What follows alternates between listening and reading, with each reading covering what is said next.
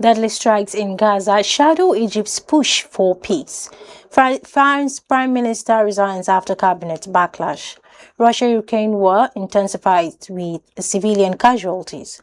Syria holds first election since Assad's fall. Good afternoon. Welcome to Around the World in 30 minutes on Politics and Business Television. I'm Fatima Abubakar Oyibo. Many thanks for joining us.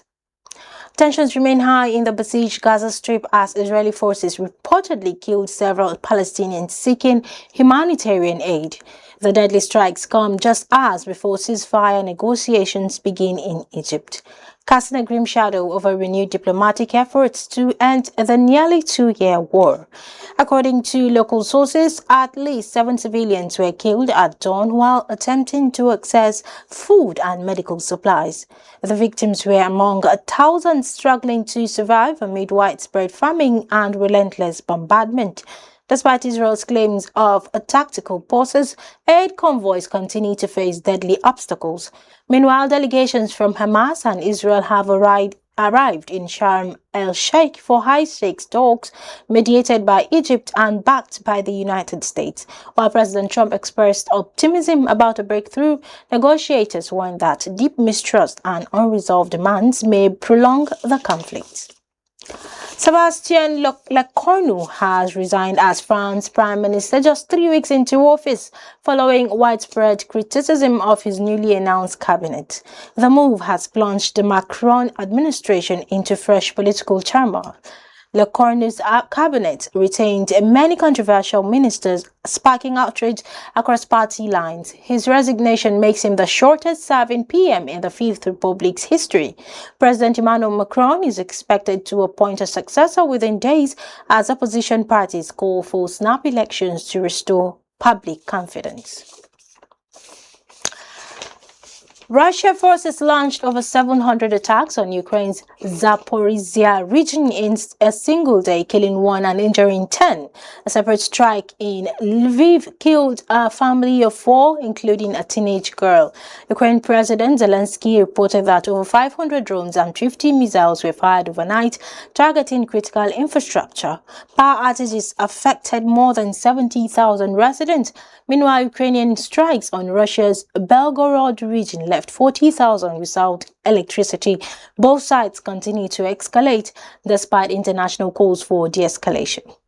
Moving to the U.S. now, the U.S. Senate has failed 4 times to pass a short-term funding bill prolonging the government shutdown. Democrats demand extended Obamacare subsidies while Republicans refuse to negotiate until the shutdown ends. Federal services are being disrupted, and economic analysts warn of long-term damage if the impasse continues. Public frustration is mounting as both parties blame each other. President Trump has remained largely silent on the issue, focusing instead on foreign policy and immigration enforcement. And the UK Conservative Party has unveiled a plan to offer young people a £5,000 tax rebate towards their first home upon securing full-time employment. The proposal aims to tackle housing affordability and youth financial insecurity. Critics argue the rebate is insufficient given soaring property prices, especially in London and the South East. Labour leaders have called it a gimmick ahead of next year's general election. The policy is expected to be debated in the Parliament later this week, with economists divided on its potential impact. Canada Post workers continue the strike after rejecting a new offer from management. The walkout has caused delays in mail delivery and disrupted small businesses relying on postal services. Union leaders demand better wages and working conditions, citing inflation and increased workloads. The government has urged both sides to return to the negotiating table.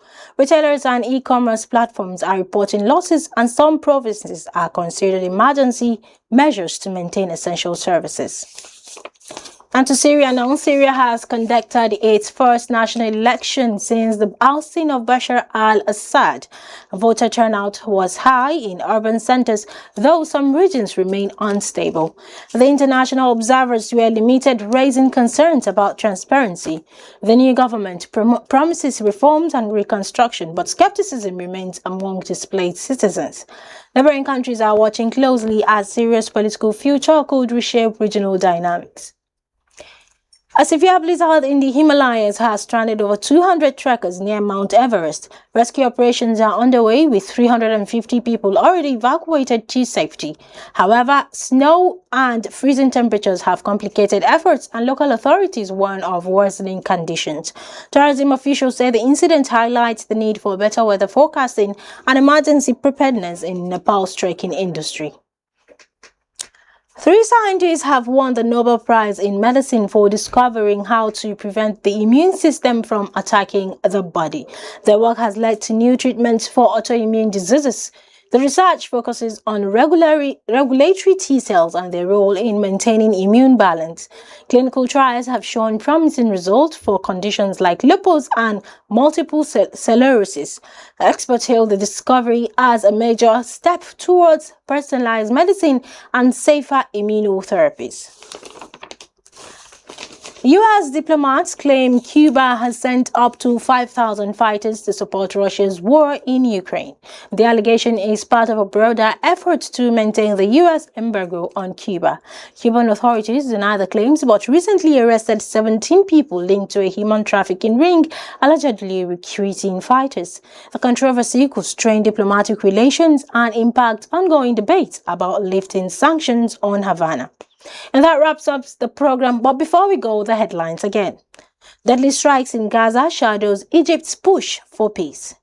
France Prime Minister resigns after cabinet backlash. Russia-Ukraine war intensifies with civilians' casualties. Syria holds first election since Assad's fall. From me, Fatima Abubakar Oyibo, do have a lovely day and bye for now.